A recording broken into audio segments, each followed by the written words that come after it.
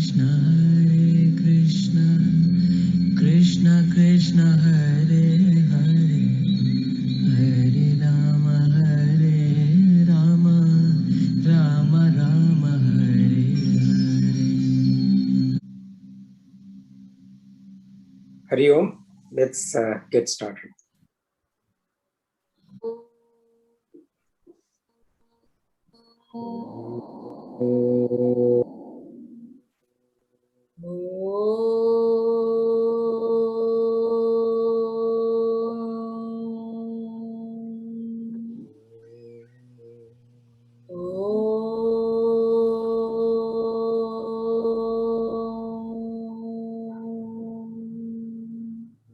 सहनाववतु सहनौ भुनक्तु सह वीर्यं करवावहै तेजस्विनावधीतमस्तु मा विद्विषावहै।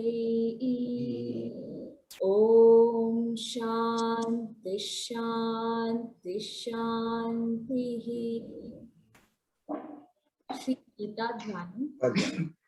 ॐ आत्माय प्रतिपत्ति भगवता नारायणेन स्वयं व्यासेन ग्रथितां पुराणमुनिना मध्ये महाभारतम् अद्वैतामृतवर्षिणीं भगवती अष्टादशाध्यायिनी अम्ब त्वामनुसन्दधामि भगवद्गीते भवद्वेषिणी नमोऽस्तु व्यासशालबुद्धे पुल्लारविन्दायतपत्रनेता येन त्वया भारततुल्यपूर्णः प्रज्वालितो ज्ञानमयप्रदीपः प्रपन्नपारिजाताय स्तोत्रवैत्रेकपाणये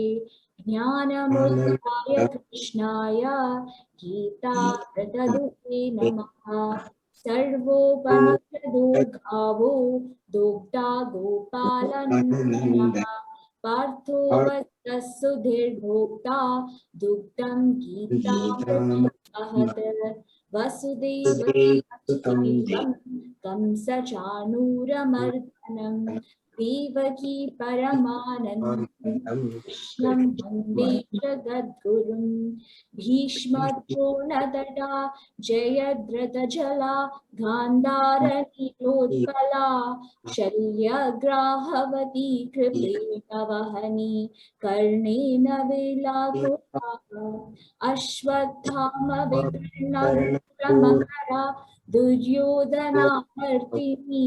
योतीर्णा खलु पाण्डवैरनदी कैवर्तककेशवः पाराशर्यवचः सरोजमङ्गलं गीतार्थगन्धोत्कटं नानाख्यानककेसरं हरिकथा सम्बोधनाभूदितम्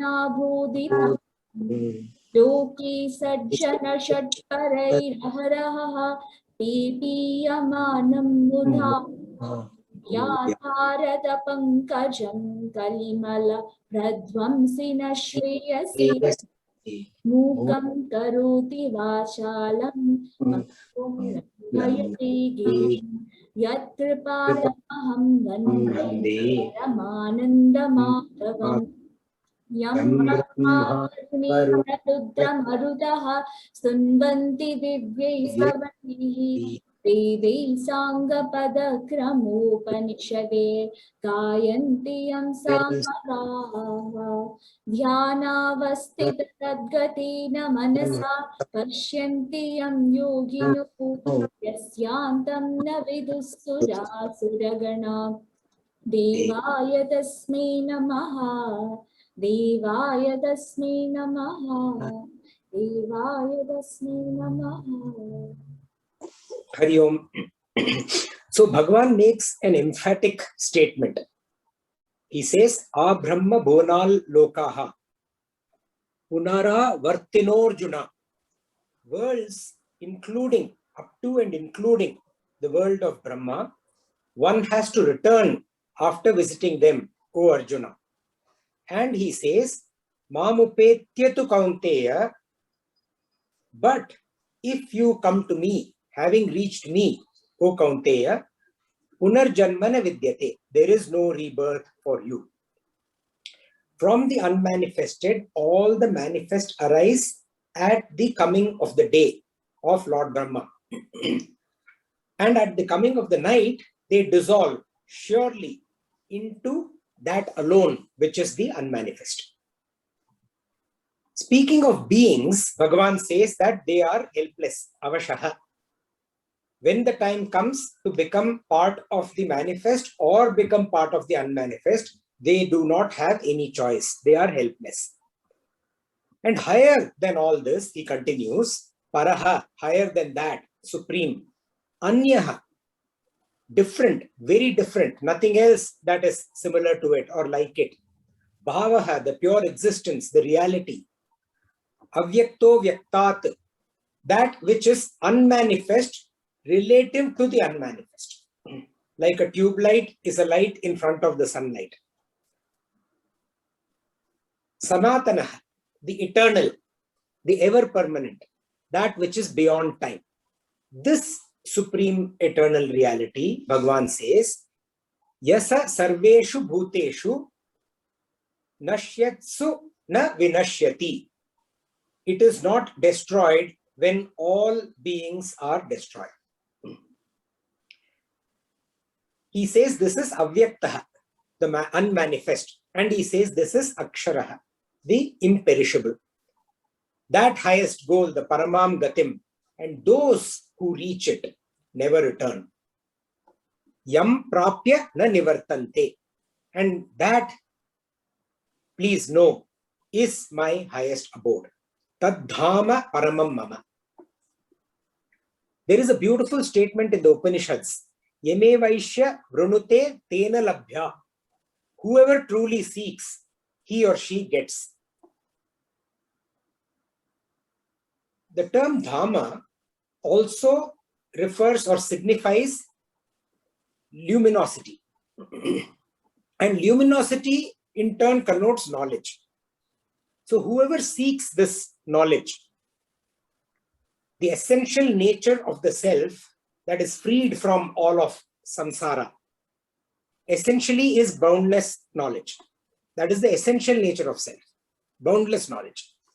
And compare that to the shrunken knowledge of the self when it is involved in the worldly affairs in samsara. The realization that is attained through knowledge, that then results in Jivan Mukti.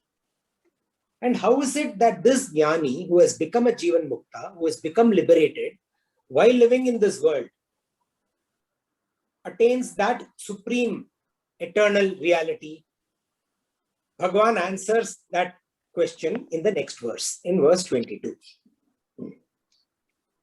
Purushasya parapartha Purushasya parapartha bhaktya labhyastvananyaya bhaktya labhyastvananyaya yasyantastani bhutani yasyantastani bhutani yena sarvamidam tatam.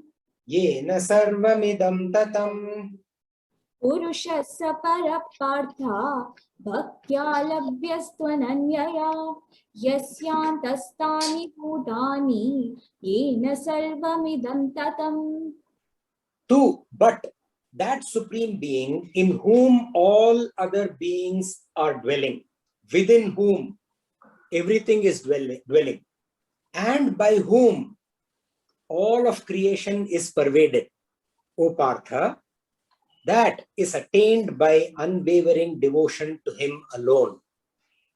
So devotion is the answer. Bhaktya labhya, attained by devotion. Labhya, attained. Bhaktya, by devotion, through devotion. And what kind of devotion? Ananya, single-pointed, unwavering, not divided by any other thought, anything else. And by whom? Yasyan tasthani bhutani. within whom all beings dwell, all of us dwell. And yena sarvam idam tatam, by whom everything is pervaded. And that is why this Purusha is Paraha, the Supreme.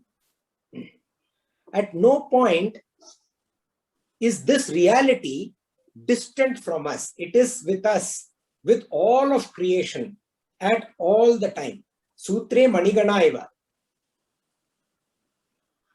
It weaves through all the beads, just like a sutra or the thread that weaves through the beads in a necklace. So in verse 14 of this chapter also, Bhagavan had said, Ananya Chetaha, with mind not thinking about anything else.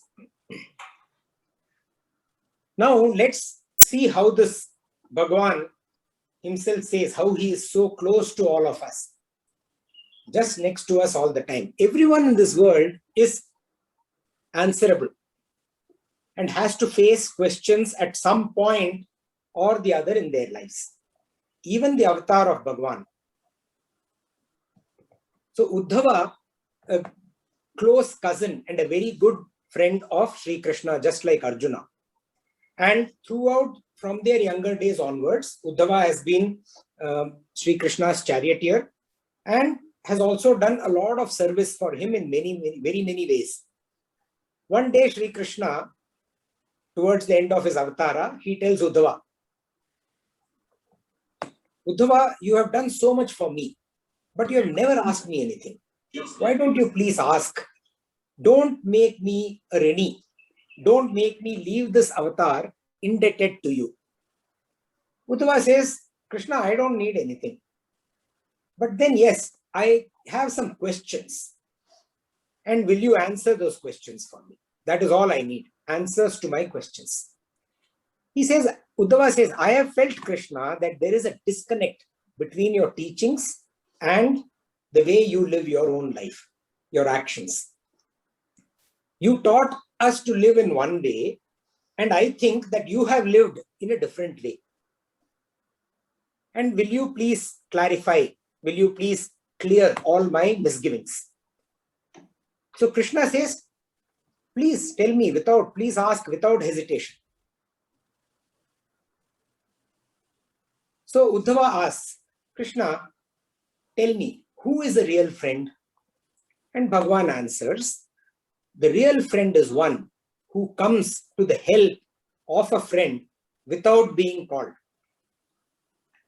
And Uddhava says, Krishna, you were a dear friend of the Pandavas, the real friend of Pandavas. Were you so? They trusted you completely as one who would protect them. However, did you act as a real friend? As per your own definition, O Krishna? Why did you not then stop Yudhishthira from playing this game of dice that led to so much of chaos? Okay, Krishna, let's ignore that.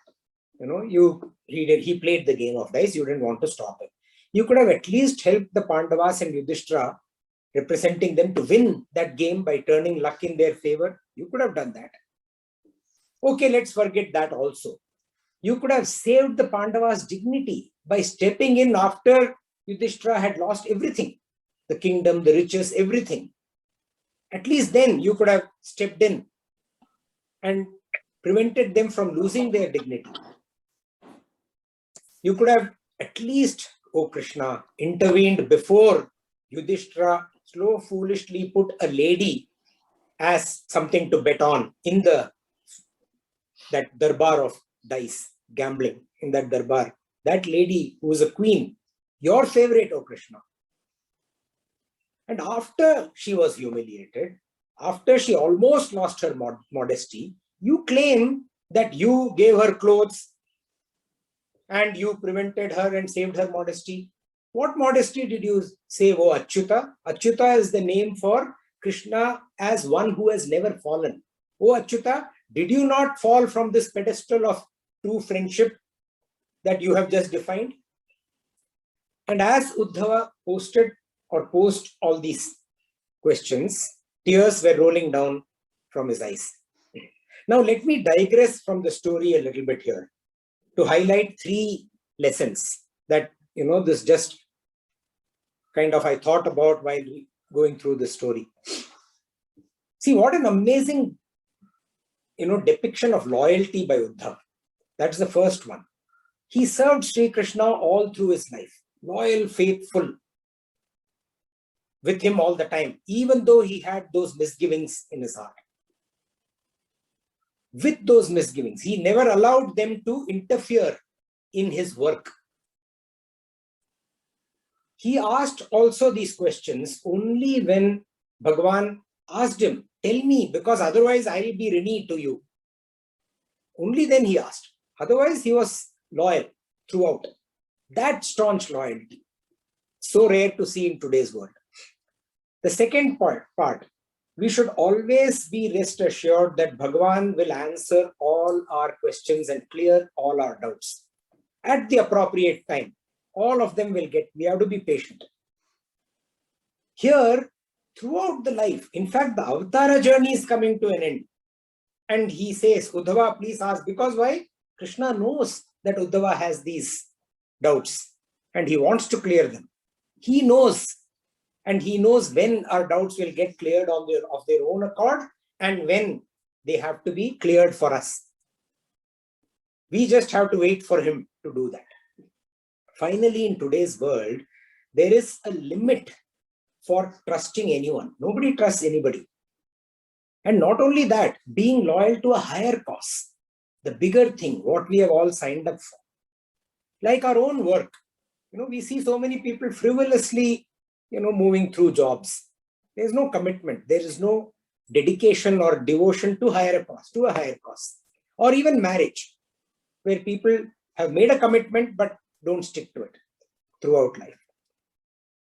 Here, Uddhav has stuck it out with unflinching trust towards his cousin, his friend, and with loyalty towards Bhagavan, towards God. One can agree to disagree. That's the third lesson from this Uddhava's question. One can agree to disagree. One may not agree by the views of the holistic cause that you have committed towards. But one should stand by one's principles and commitments all through life. Coming back to the story, Sri Krishna smiles again in response. He only had made Uddhava ask these questions. So, Bhagavan says, dear Uddhav, the law of the world is that one has to win through Viveka. One who does not have Viveka does not win.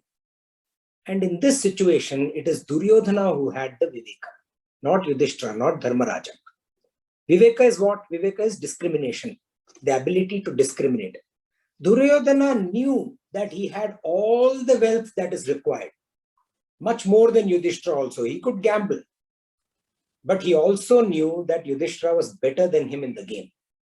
So he said, my uncle Shakuni will play for me, will represent me. That Uddhava is Vivek. That is that aspect of discrimination, which, by the way, Dharmaraja has a lot of Viveka. But here it was missing. Why? Because of that addiction, that magnetic pull towards this gambling game, which he was so fond of. To the extent that he did not even think, he did not exercise this. He could have agreed to Duryodhana, but he could have said, sure, Duryodhana, let your uncle play for you. My cousin Krishna will play for me. And Uddhava, tell me who would have won. Isn't it obvious? But he did not use his discrimination. Okay, fine. He did not use his discrimination. Let's forgive him for that. He prayed that I should not interfere. I should not come. I'm there. I'm there next to everyone. I was waiting there outside the hall. Yudhishthira asked me not to intervene, not to intrude. Not even intervene, not to intrude. So he made a bigger blunder by asking me not to do anything. Look at that blunder due to lack of discrimination or lack of intelligent choice.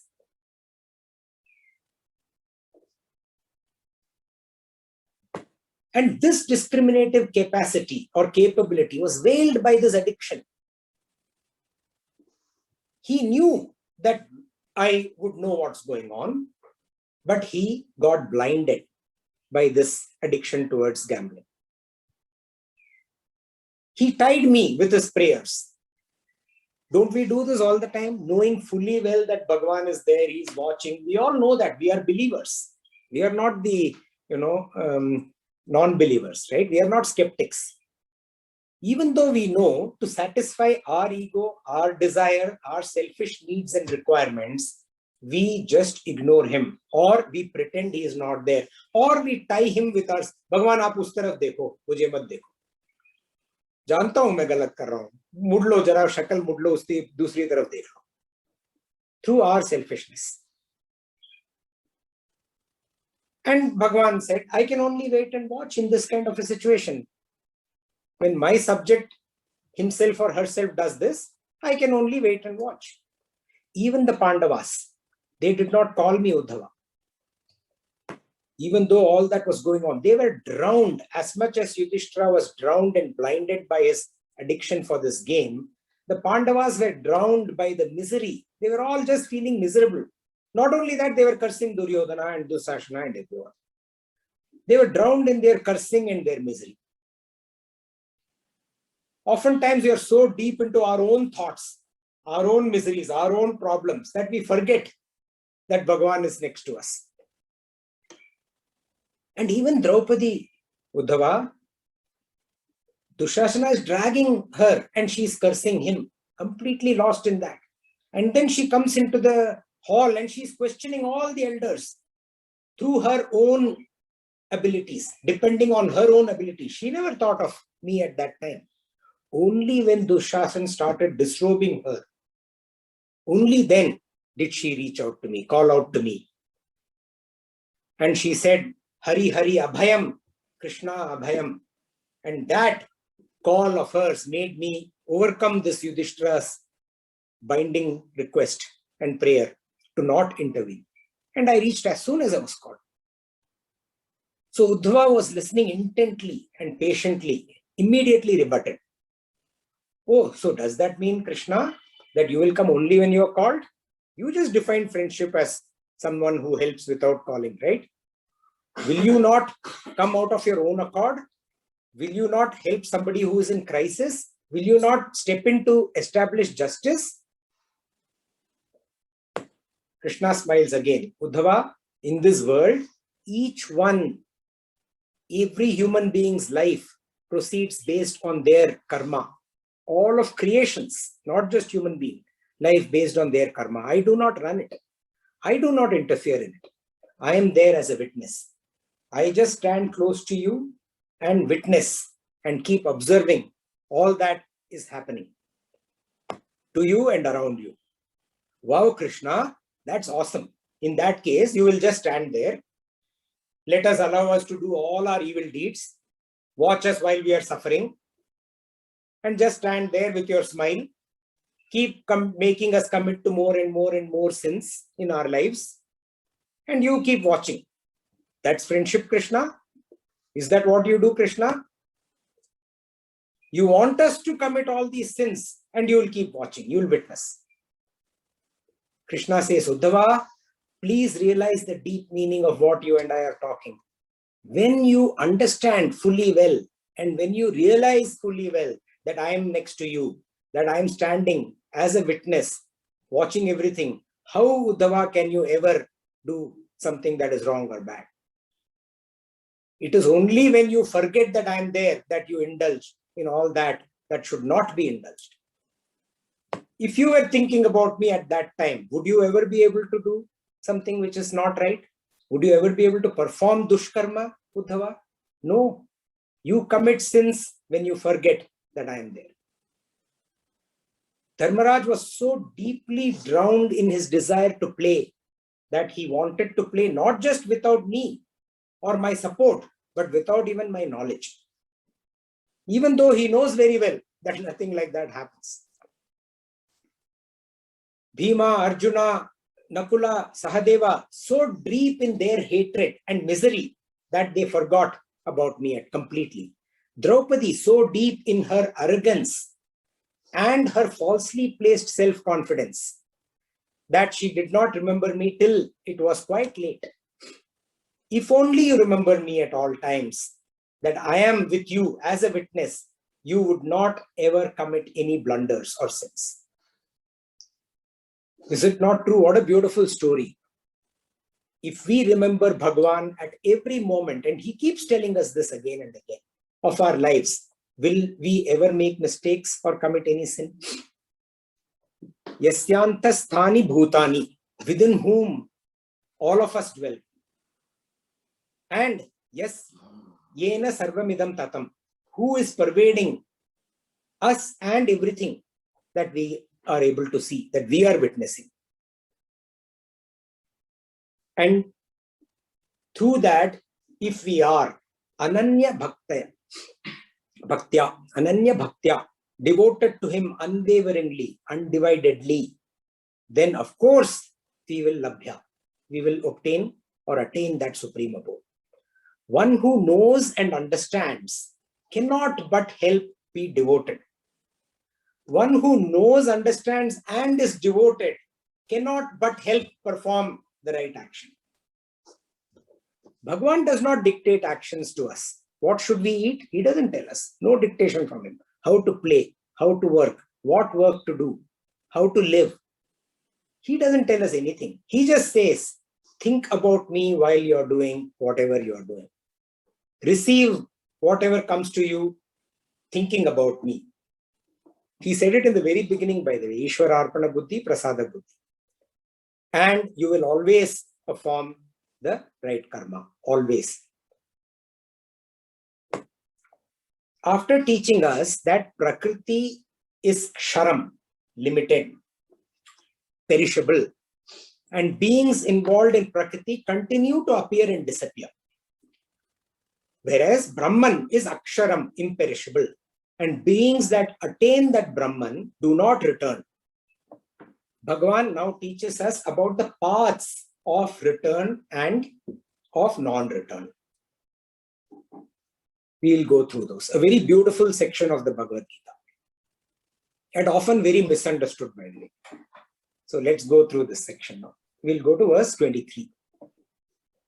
Yatra kale tvanavrittim Yatra kale tvanavrittim avritim chaiva yoginaha avritim chaiva yoginaha prayatayanti tam kalam prayatayanti tam kalam vakshyami bharatarshava vakshyami bharatarshava yatra kale tvanavrittim avritim chaiva yoginaha prayatayanti tam kalam vakshyami bharatarshava.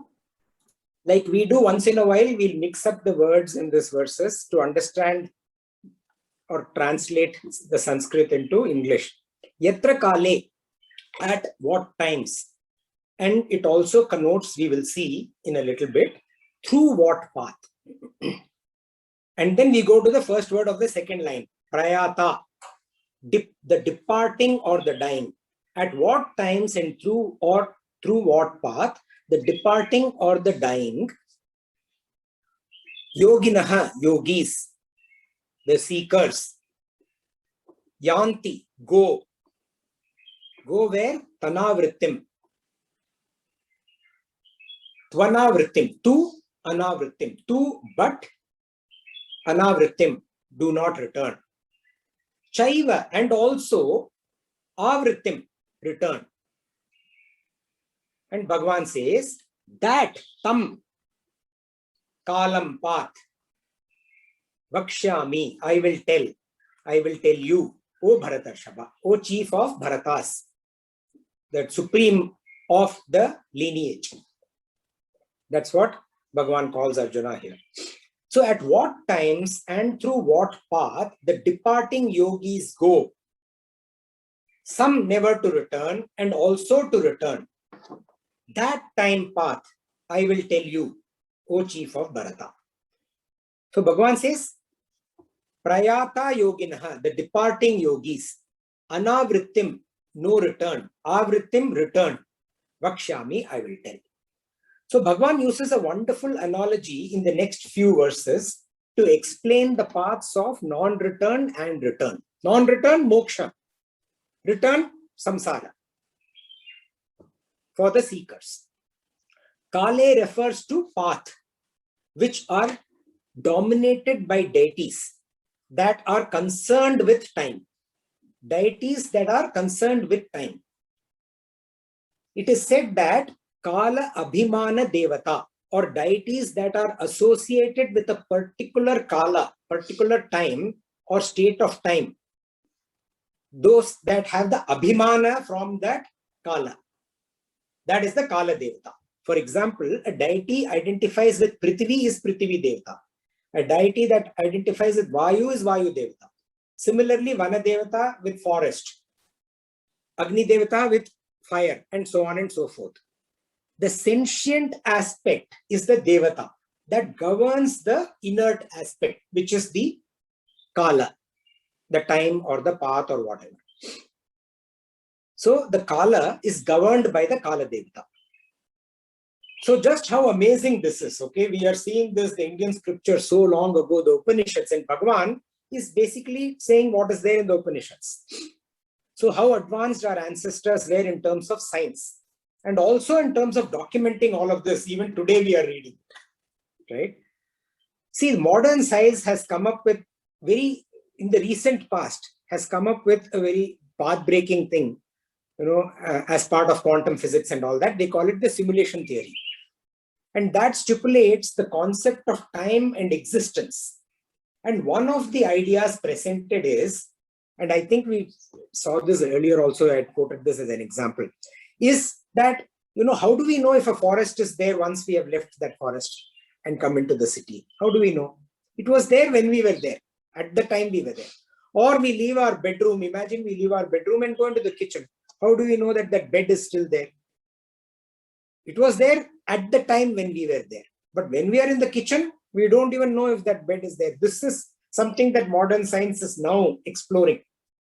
And what is it exploring here? We are seeing that they are looking at the object, the time, and the knowledge or awareness in the brain of the person who is there, the subject. Our scriptures have talked about it long, long back. And this is what Bhagavan, when Bhagavan says Kala, that is what he's talking about. And Bhagavan now touches upon the research presented in the Upanishads. Upanishads in-depth research. Bhagavan just touches upon it, linking the time.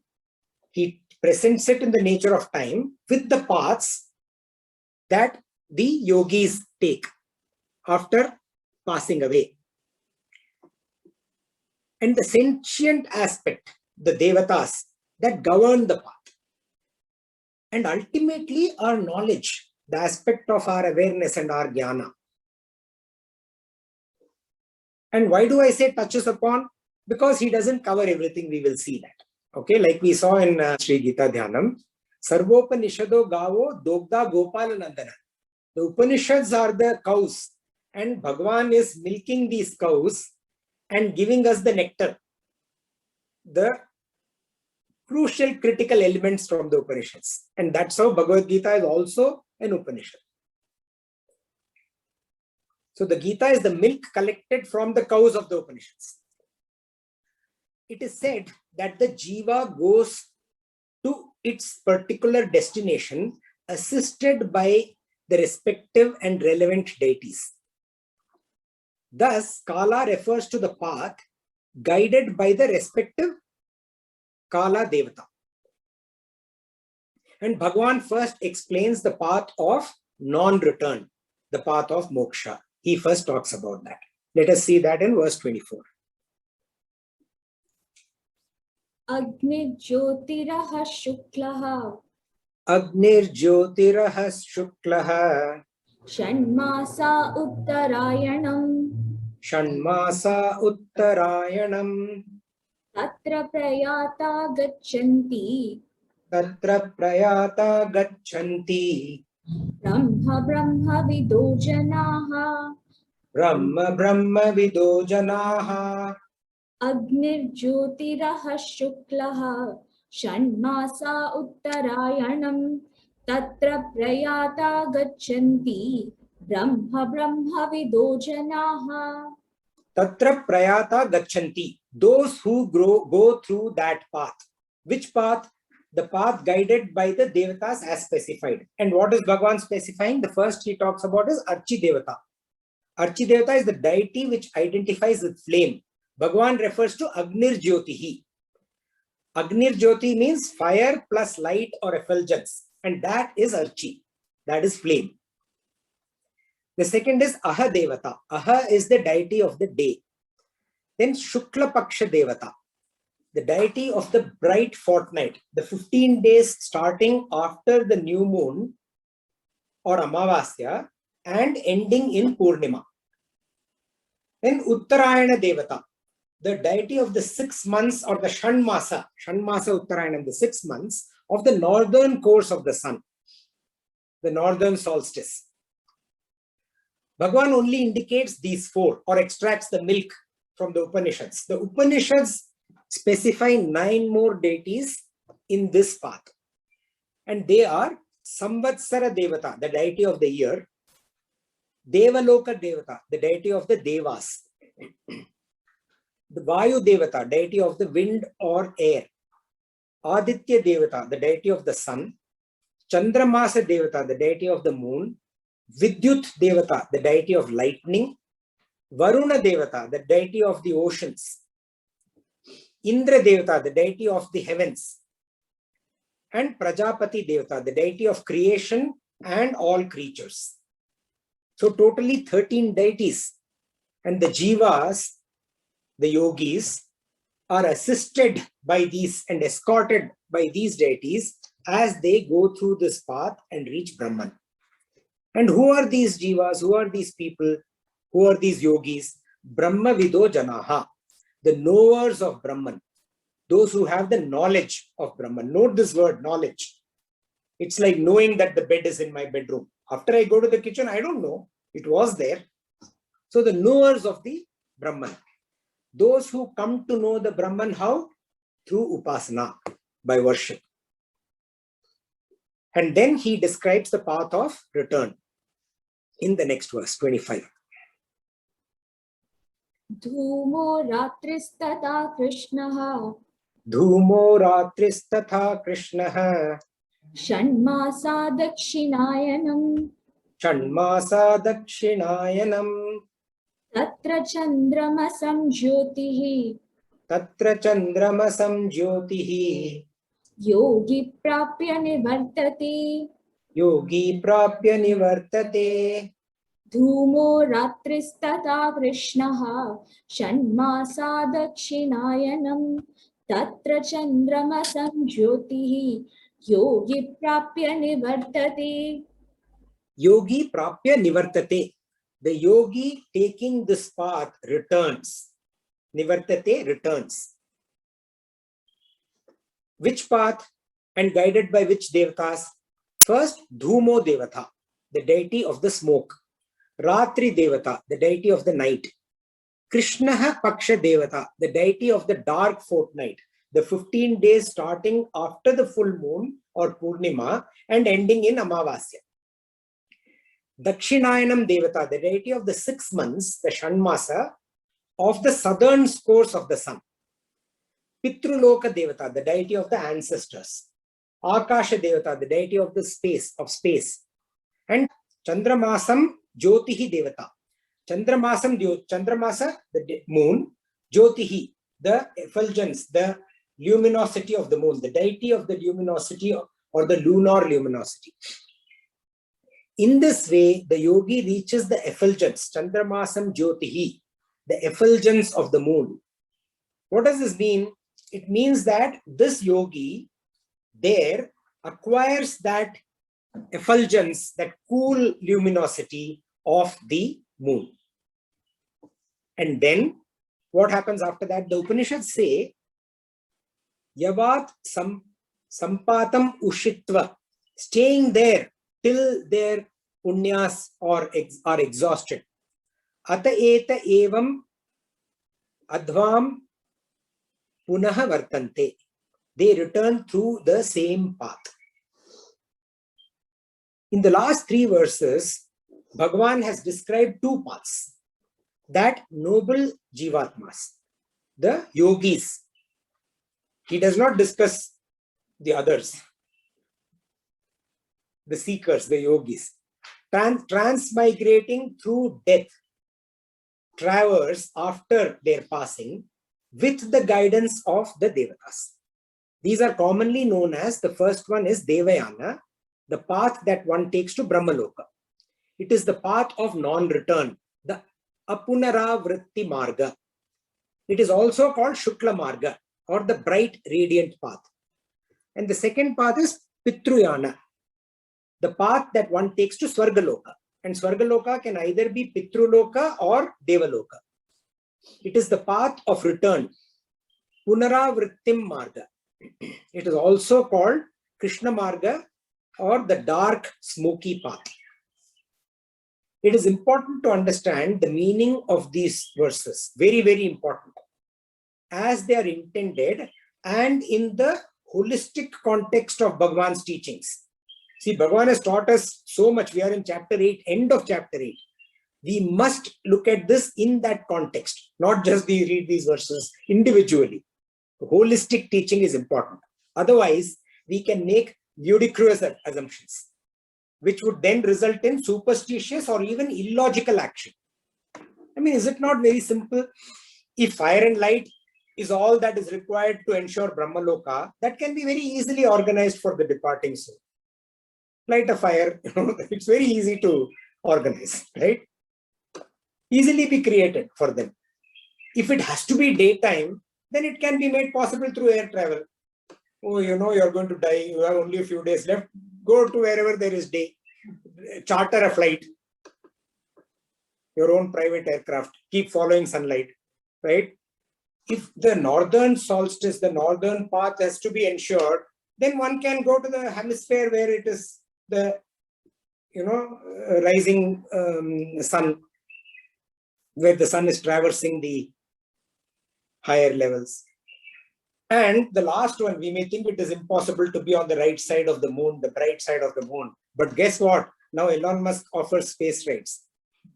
So add to his richness, okay?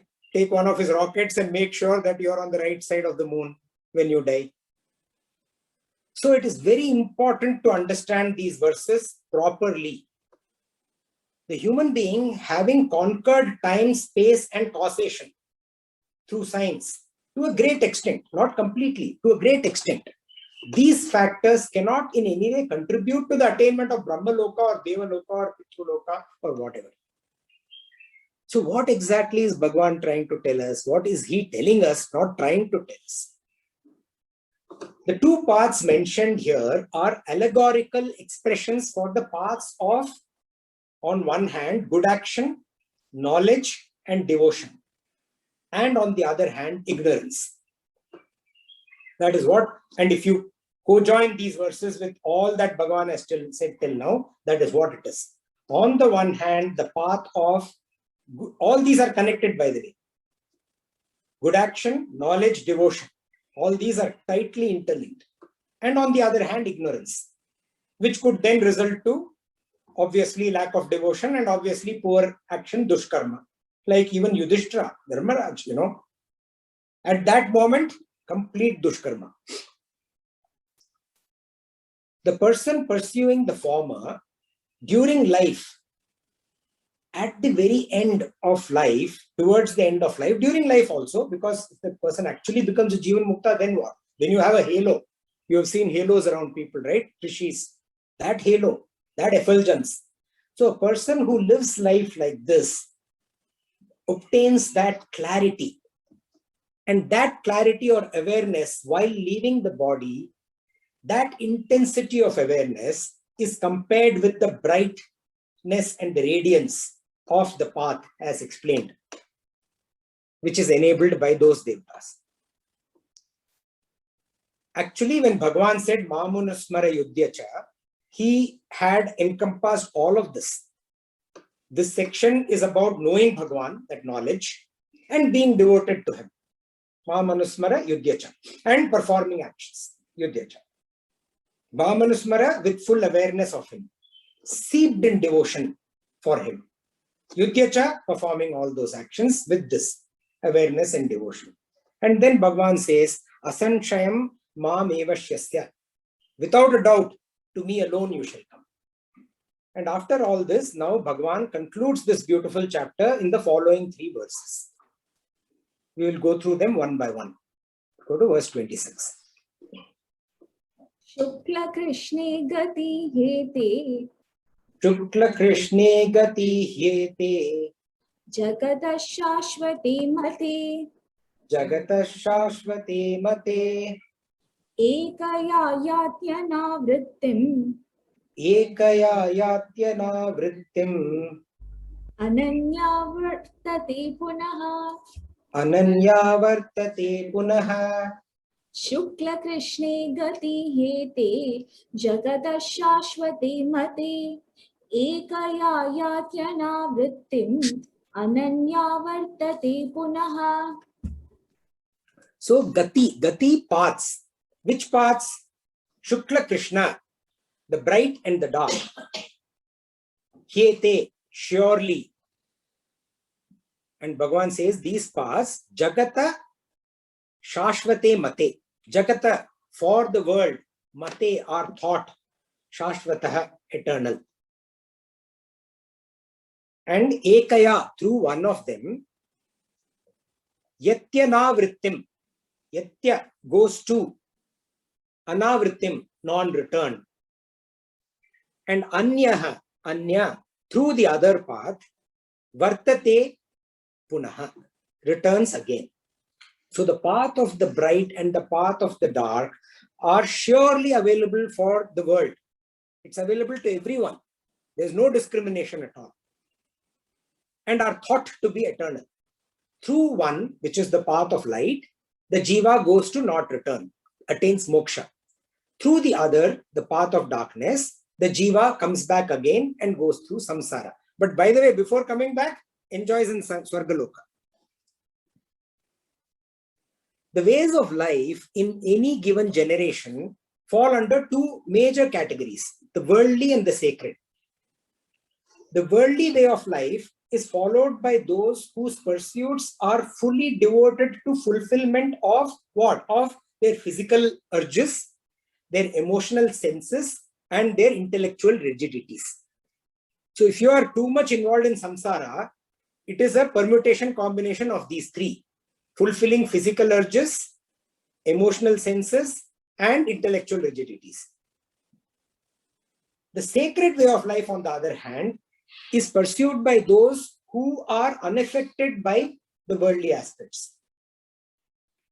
Whether it is the physical urges, the emotional senses, or the intellectual rigidity, it may be there, it may not be there. If it is there, okay. Not there, okay.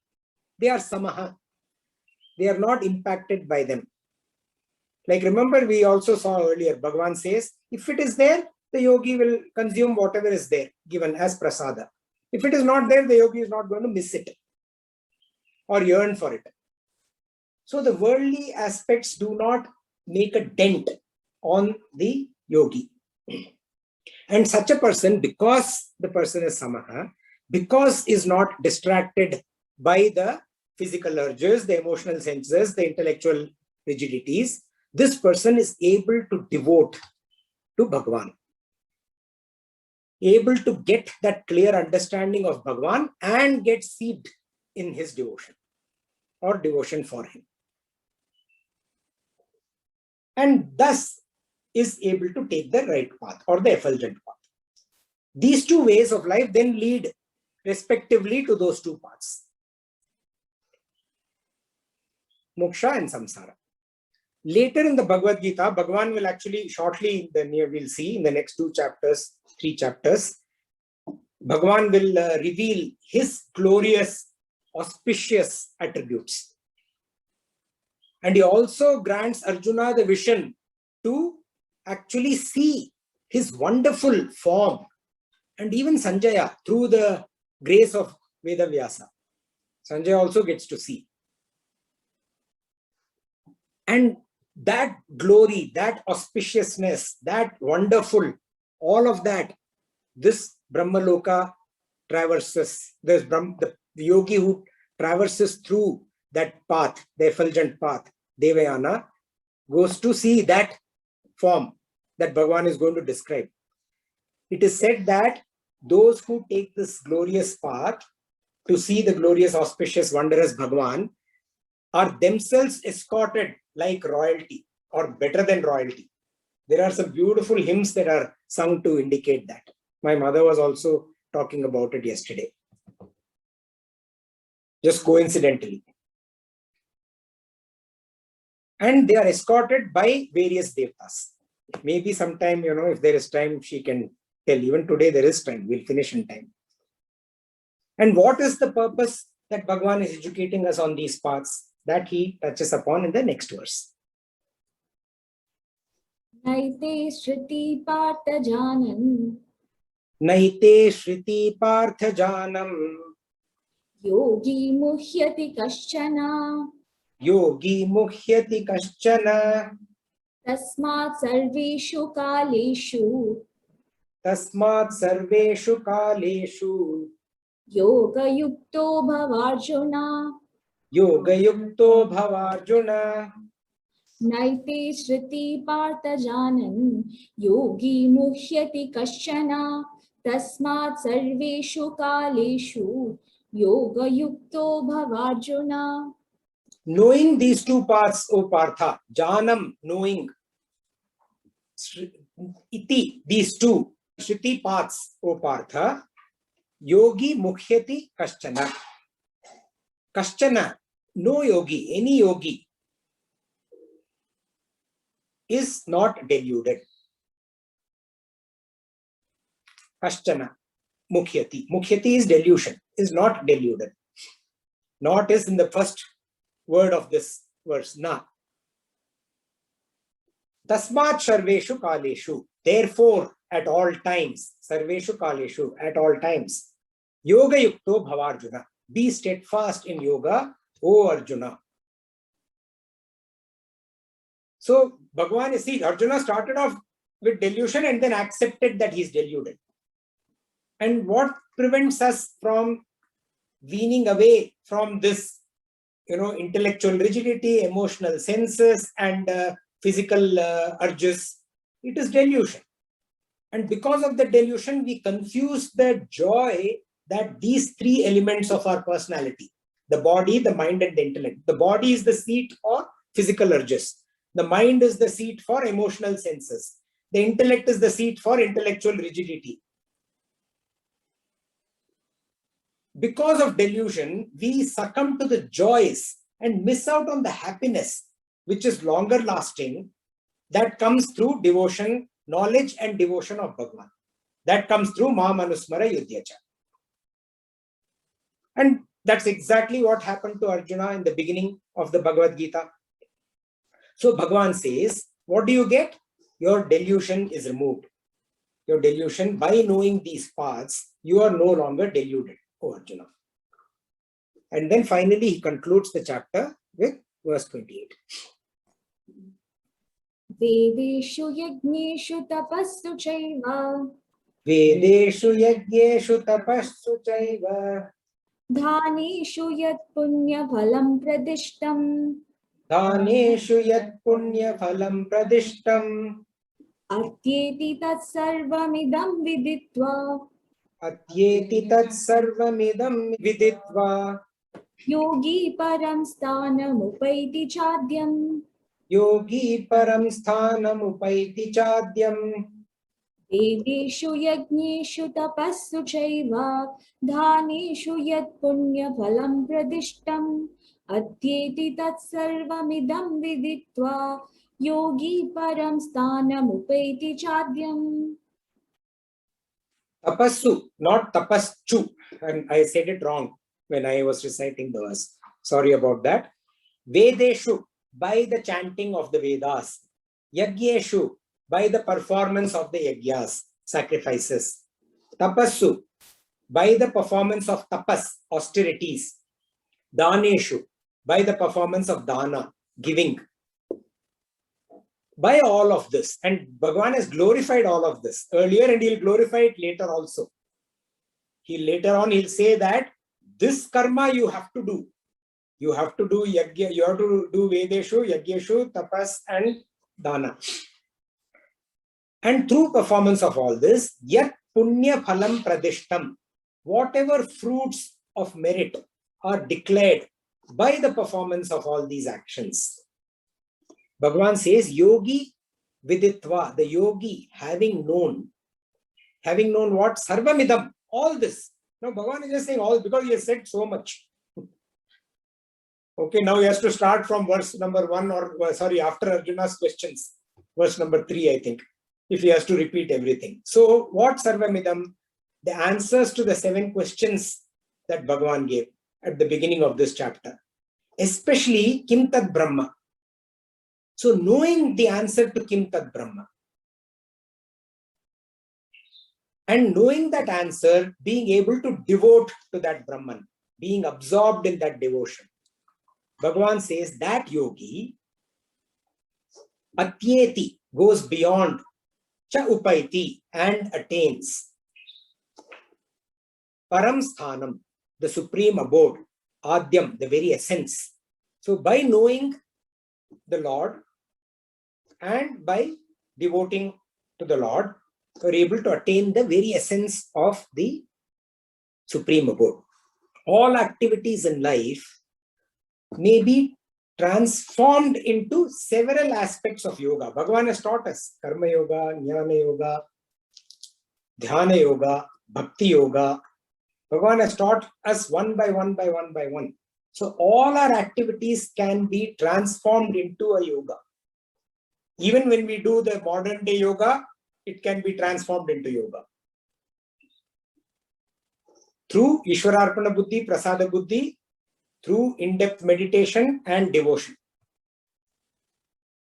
In doing so, the yogi pursues the path of light and transforming all activities into what? Into yoga that is to gain full awareness of Bhagavan, into yoga that is to get absorbed completely in the devotion of Bhagavan. That yoga takes one to the supreme abode in true essence. Sri Ramakrishna Paramahamsa said, and I quote, in whatever direction the ship may sail, the needle of the compass in the ship, ever points to the north. Actually, it is called the true north. Similar to it, let the mind of the devotee be ever fixed on the lotus feet of the Lord, irrespective of one's occupation. And I unquote. Ma manusmara yudhyacha. Hari Om, thank you. Om Tat Sadi. Om Tat Saditi. Om Tat Saditi. Srimad Bhagavad Gita Su. Srimad Bhagavad Gita Su. Upanishadsu. Upanishadsu. Brahma Vidyayam. Brahma Vidyayam. Yoga Shastre. Yoga Shastre. Sri Krishna Arjuna Samvade. Sri Krishna Arjuna Samvade. Akshara Brahma Yogo Nama. Akshara Brahma Yogo Nama. Ashtamodhyayaha. Ashtamodhyayaha. We will go through learnings and practice before repeating the verses. Learnings and practice, sadhana. Essentially, our sadhana is what? From each of the chapters, we have culled one particular aspect that if we focus on, will help us in our spiritual path, in our spiritual journey. So the first chapter, Bhagavan guided us, proactively watch for shoka and moha, sorrow and delusion, and remove them. Chapter 2, Samatvam Yoga Uchyate, maintain equipoise in extremities. Extremities will be there. Maintain your equipoise. Chapter 3, Bhagavan said, Samachara, perform all actions with utmost devotion, dedication, and perfection. Samachara. Chapter 4, Bhagavan said, Karmanya Karmanya Paschet, not being the doer while doing, by seeing inaction in action. Practice that. Chapter 5, Padma Patram Ivam Bhasa, Just like a lotus petal is untouched by water, even though it is in water, be untouched by worldly experiences while in contact with the world and living in the world. Chapter 6, Mam Pashyati Sarvatra, Sarvam Cha Mai Pashyati. Sees me, one who sees me everywhere. Here also in chapter 8 also Bhagavan says this, right? One who sees me everywhere and sees everything in me. In chapter 8 also Bhagavan has said that. I dwell within every aspect of creation and I pervade all of creation. Mam Pashyati, same thing. Mam Pashyati Sarvatra, Sarvam Cha Mai Pashyati. Practice this, especially when in meditation. Chapter 7, Nat Tvaham Teshu Te Mai.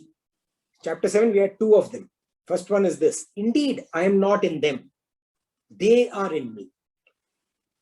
Let's maintain awareness of this, that the pure consciousness untouched in the midst of varied thoughts. And the second one, Mai Sarvamidam Prottam Sutre Maniganayava.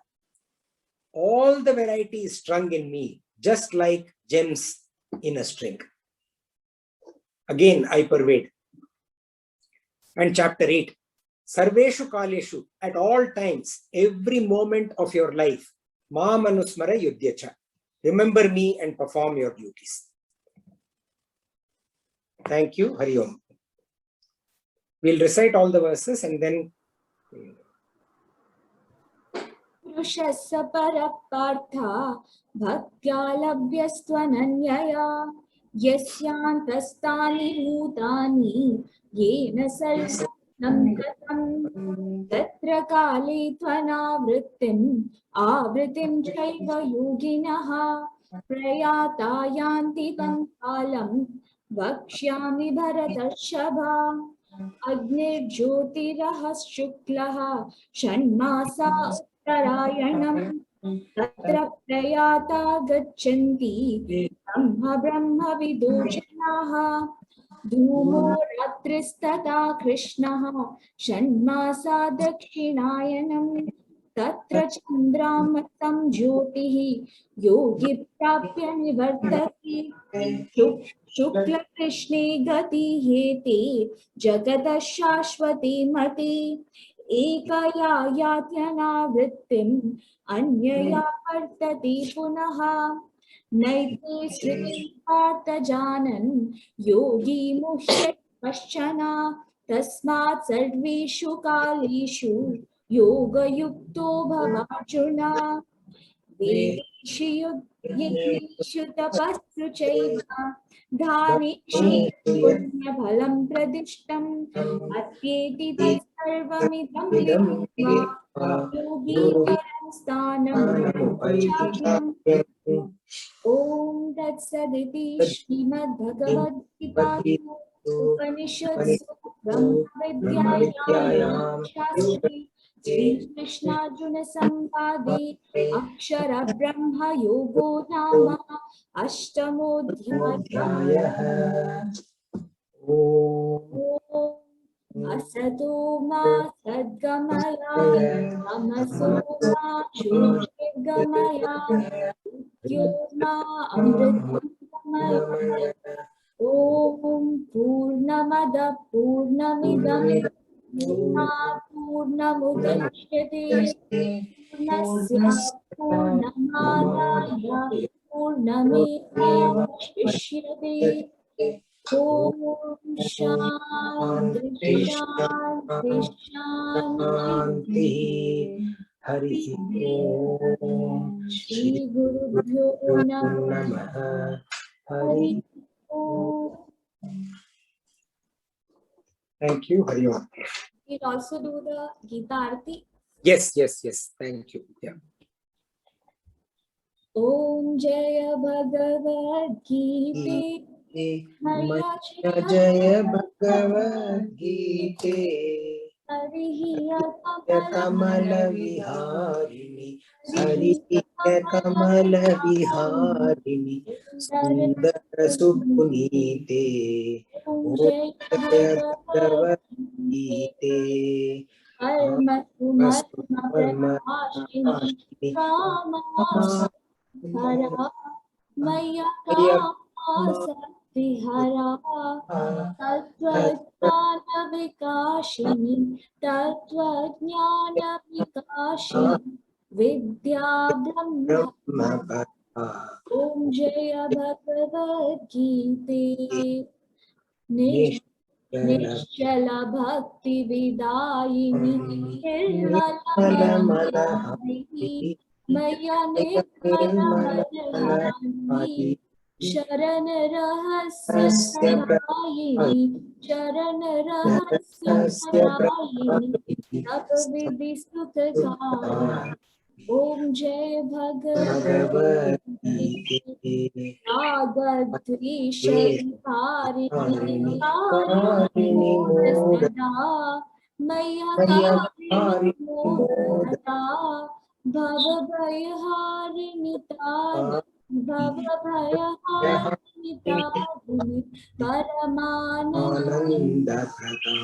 ओम जय भगवद्गीते आसुर भाव विनाशिनी नाशिनी तमरजनी मय्या नाशिनी तमरजनी देवी सद्गुणदायिनी सद्गुणदायिनी हरि रसिका सजनी। ओम जय भगवद्गीते समता त्याग सिखावनी हरि मुख की वाणी मय्या हरि मुख की वाणी सकल शास्त्र की स्वामिनी सकल शास्त्र की स्वामिनी श्रुतियों की रानी। ओम जय भगवद्गीते दया सुधा भरसावनी मातु कृपा कीजिए मैया मातु कृपा कीजिए हरिपद प्रेम दान कर हरिपद प्रेम दान अपनो कर लीजिए।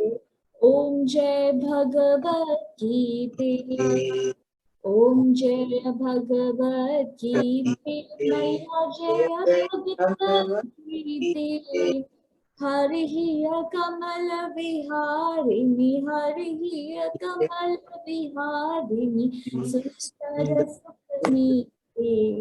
ओम जय भगवद्गीते ओम जय भगवद्गीते।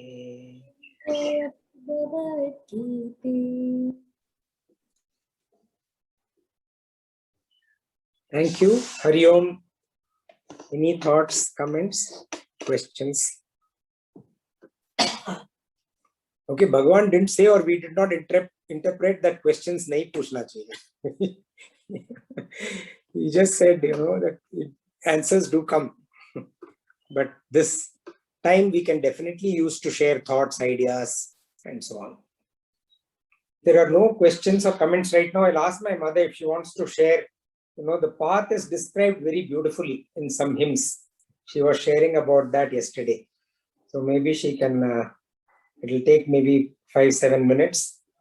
Would you like to, Amma? If everybody wants to listen. Yeah, I'm sure everybody will enjoy. At least they'll learn something.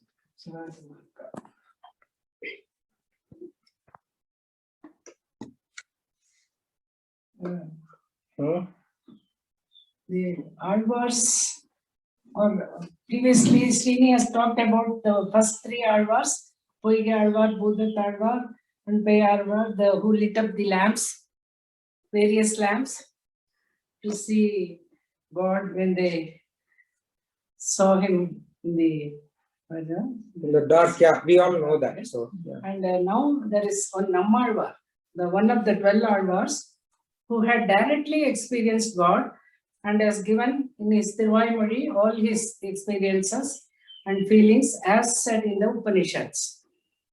And in one of the decades, 10th decade, Nammalvar explains how the God's devotee, Lord Narayana's devotee, is getting a red carpet welcome after leaving this body, goes to Sri Vaikuntham, the eternal abode. The path of the soul from Archiradi Margam.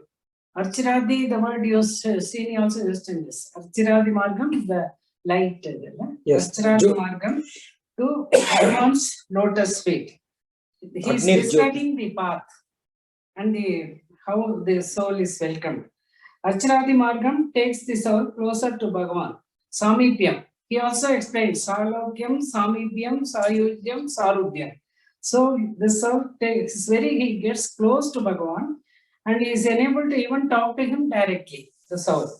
The Jivatma is now bestowed with Sukshma form and is given a different body, so Sukshma Saridam. And he is welcomed with Purna Kumbham. And the Devis of the celestial world decorate the Atma with sandalwood, kumkum, haldi, kajal, and cleanse the feet with milk and dry it with silk cloth. Then welcome with Aarti and explain that this great soul is going to reach Bhagavan's lotus feet and say, what a pleasure, what a pleasure. To witness this great journey, all the Nitya Suris climb the top of the Gobram to get at least a glimpse. So the scene of the journey of the soul is described by Nammalvar in 10 Pasurams in Thiruvaimozhi, the 10th decade. It's very beautiful and very tempting. Thank you. Nobody will get afraid of death and we will wait to reach God's will. Like the feeling we get after reading this. Nice. Thank you very much.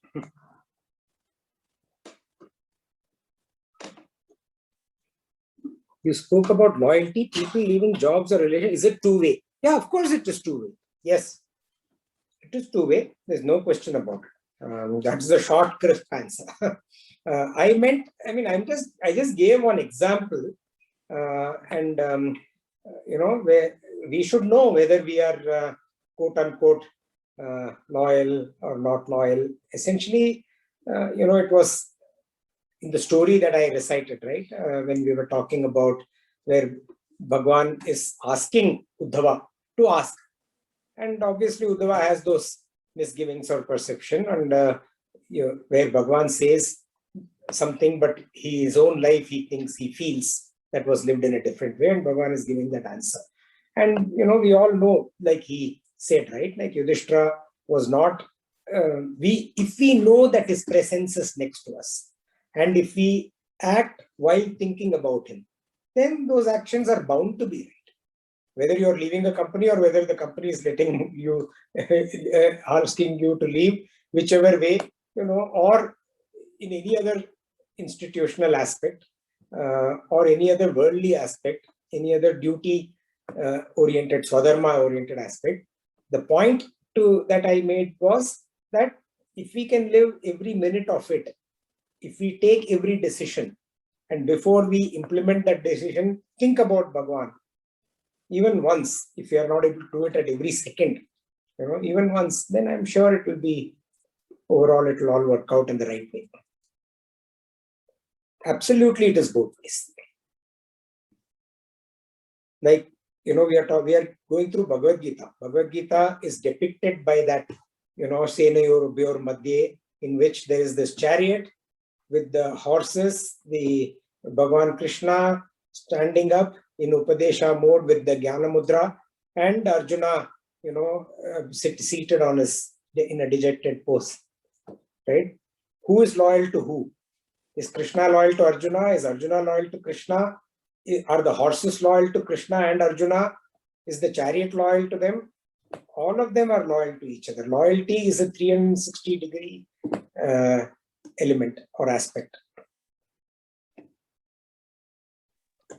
Nice. Thank you, Srini. If there are no other thoughts or comments or questions, I think we can say Hari Om today and meet next Saturday. Okay? Okay, Hari Om. Thank you, everyone. Hari Om.